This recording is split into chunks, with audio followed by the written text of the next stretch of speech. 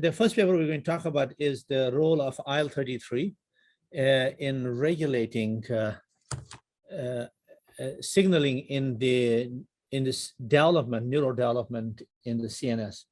It was actually a surprise that we were investigating role of IL-33 in immune system, and these mice that do not have IL-33 or were knocked out for IL-33, and they develop these spontaneous seizures.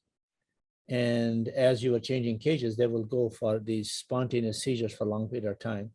And as we were investigating, we found out that the IL-33 is produced developmentally in the brain by astrocytes, and it acts on the microglial cells and endows them the ability to phagocytose, and they go ahead and then phagocytose excess synapses.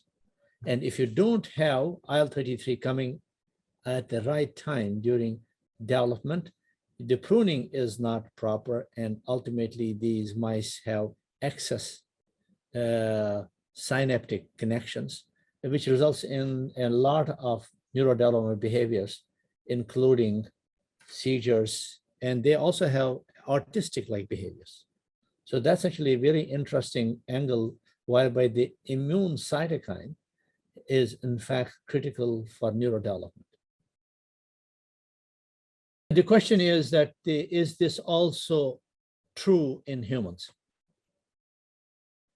And we can only speculate and infer based on our gene expression data and some of the functional data, but that is the limitation of our study, that we can't make this overwhelming claim that this is the pathway also operational and important for human neurodevelopment.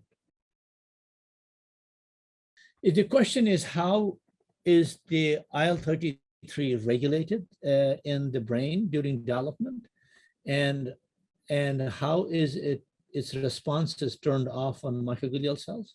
Very important. We do not know.